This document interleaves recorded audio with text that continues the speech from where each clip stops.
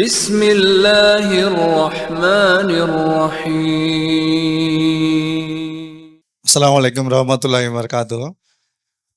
நான் இங்கே இந்த ஜமால் முகமது கல்லூரியில் ஒரு 15 வருஷத்துக்கு மேலே ஒர்க் பண்ணிகிட்டு இருக்கேன்.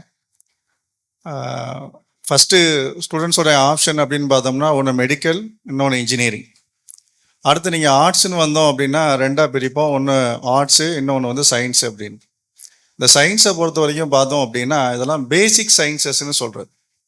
முதல்ல நம்ம என்ன தெரியணும் அப்படின்னா நமக்கு கவர்மெண்ட் வேலை வேணுமா இல்லை தனியார் வேலை வேணுமான்னு முடிவு பண்ணணும்.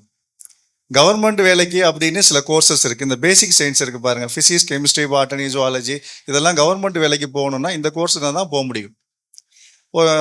ஒரு மைக்ரோ பயாலஜி, பயோடெக்னாலஜி, இது மாதிரி கோர்ஸுக்கெல்லாம் வந்து கவர்மெண்ட் வேலை இருந்தால் கூட ஆப்ஷன் வந்து கொஞ்சம் கம்மி. அப்போ என்ன பண்ணணும்னா நம்ம சூஸ் பண்ணும்போது என்ன மாதிரியான வேலை நமக்கு வேணும் அப்படின்னு முதல்ல நம்ம வந்து சூஸ் பண்ணிக்கிறணும். இன்னொன்று, நம்ம எல்லாருக்கும் ஒரே மாதிரியான அட்வைஸை கொடுத்துட முடியாது.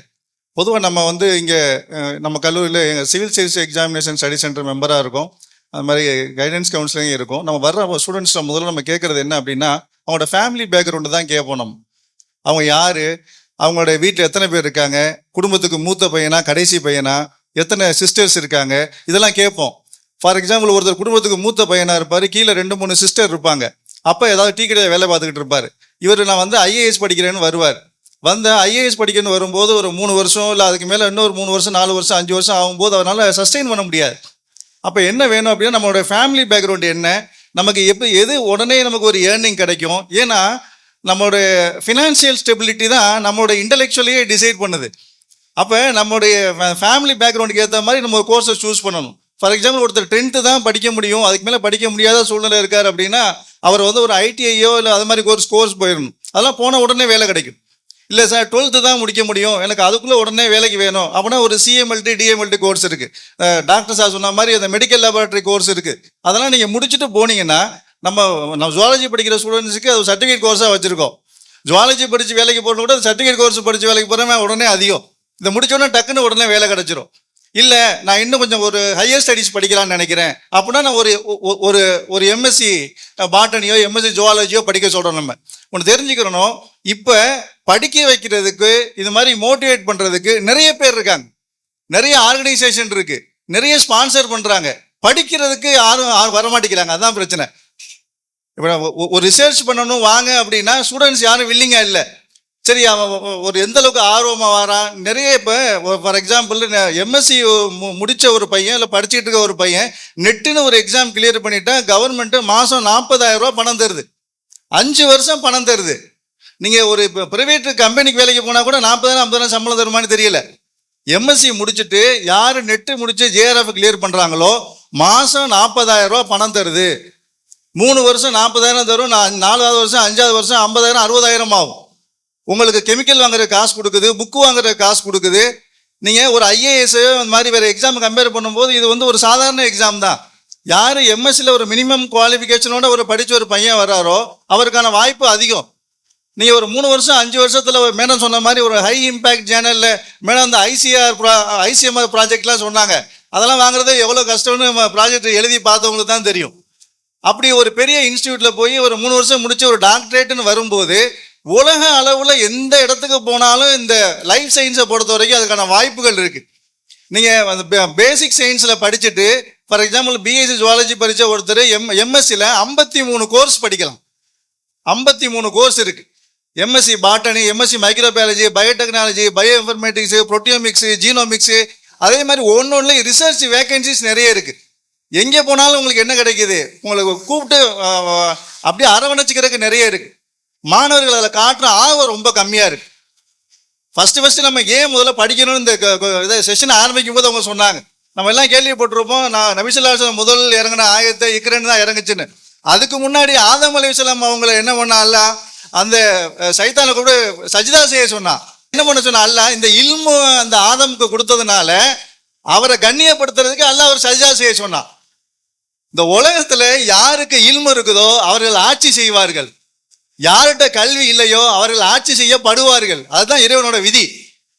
அப்போ நம்ம ஆளணுமா இல்லை ஆளப்படணுமா அப்படிங்கிறத முடிவு செய்ய வேண்டியது நம்ம தான். இப்போ பார்க்குறோம் எவ்வளோ பெரிய, நான் நிறைய மீட்டிங் பார்த்துருக்கேன், இப்படி ஒரு வாலண்டியர்ஸ்லாம் நின்றுட்டு இவ்வளவு சைலண்டா உட்காந்து கேட்கறதுக்கான மக்கள் ரொம்ப கம்மி.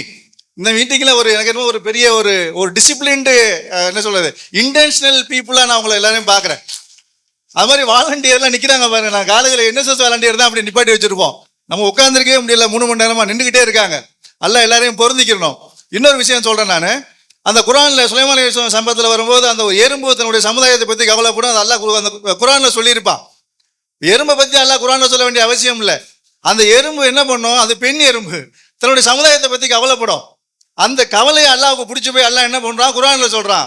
அப்ப யார் ஒருத்தர் தன்னுடைய சமுதாயத்தை பத்தி கவலைப்பட்டு இந்த மக்களுக்கு ஆண்டு யாரெல்லாம் முயற்சி செய்யறாங்களோ அவங்க எல்லாரையும் அல்லாஹ் பொருந்திக்கிடுவான்.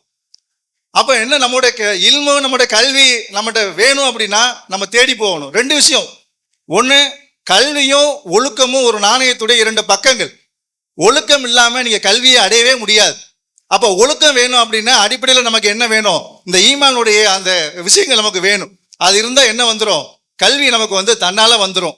அந்த விஷயத்துல ஒழுக்கத்தை இன்னும் ஒரே ஒரு விஷயத்த சொல்லி முடிச்சுக்கிறேன். சொல்லும்போது எல்லாம் என்ன சொல்றாங்க, உலக கல்வி மார்க்க கல்வின்னு சொல்றாங்க. அல்லாஹ் குர்ஆனை உலகத்துக்கு தனியாகவும் ஆகிரத்துக்கு தனியாகவும் அப்படிலாம் பிரிக்கல. குர்ஆன் சொல்லுது, எதை சொல்லுது, தேனியை பத்தி சொல்லுது, எட்டுக்கால் பூச்சியை பத்தி சொல்லுது, வெட்டுக்கிளியை பத்தி சொல்லுது, எறும்பை பத்தி சொல்லுது, பசுமாட்டை பத்தி சொல்லுது. இப்ப ஒருத்தர் பசுமாட்டை பத்தி படிச்சாருன்னா அவர் குர்ஆனை படிக்கிறாரா இல்லையா? ஒருத்தர் எட்டுக்கால் பூச்சியை பத்தி படிச்சாருன்னா குர்ஆனை படிக்கிறாரா இல்லையா? அப்ப நீங்க எதை படித்தாலும் நீங்க என்ன பண்ண முடியாது, குர்ஆனை தான் நீங்க படிக்கிறீங்க. அதுல எந்த அளவுக்கு நீங்க டெடிகேட்டடா இருக்கீங்களோ அந்த அளவுக்கு என்ன இருக்கு, நீங்கள் இஸ்லாத்தை கற்றுக்கொண்டுதான் இருக்கிறீர்கள். இன்னொரு ஒரே விஷயத்தை சொல்லி முடிச்சுக்கிறேன். நபி ஸல்லல்லாஹு அலைஹி வஸல்லம் சொல்லுவாங்க, இந்த உலகம் இருக்கிற இறைவனுடைய பார்வையில இறந்து கிடக்கிற ஒரு கழுதையை விட இறைவன் அது என்னது, அதோட எஜமானன் எப்படி மோசமா பார்ப்போம்னா அதை விட ரொம்ப மோசமானன்னு சொல்லுவாங்க. இந்த உலகம் இருக்குது, இந்த உலகம் எப்படின்னா நம்ம இருக்கிறது ஒரே ஒரு சோலார் சிஸ்டம். ஒரு சோலார் சிஸ்டத்துல ஒரு சன்னுல இருந்து ஒரு பூமி இருக்கா இல்லையா, அது ரொம்ப தூரம். உங்களுக்கு தெரியும், லைட் டிராவல் பண்ற ஸ்பீடு 3 × 10⁸ மீட்டர்/செகண்ட்.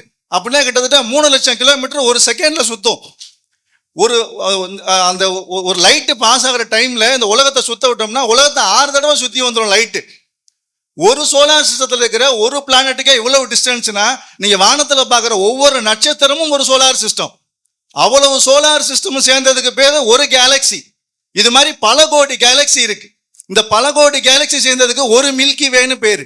இது மாதிரி பல கோடி மில்கி வே இருக்கு. இந்த சயின்டிபிக் இம்பாக்ட் உங்களுக்கு தெரிஞ்சாதான் இந்த உலகம், நபி ஸல்லல்லாஹு அலைஹி வஸல்லம் செத்த கழுதையை சொன்னாங்க, அதை விட வேற ஏதாவது ஒரு மோசமான உதாரணம் சொல்லியிருந்தா கூட அது பொருத்தமா இருக்கும். ஆக நீங்கள் இந்த கல்வியை கற்பதன் மூலமாகத்தான் இறைவனையே நீங்கள் அறிந்து கொள்ள முடியும். இறைவன் மீதான நம்பிக்கை அதிகமாகும்.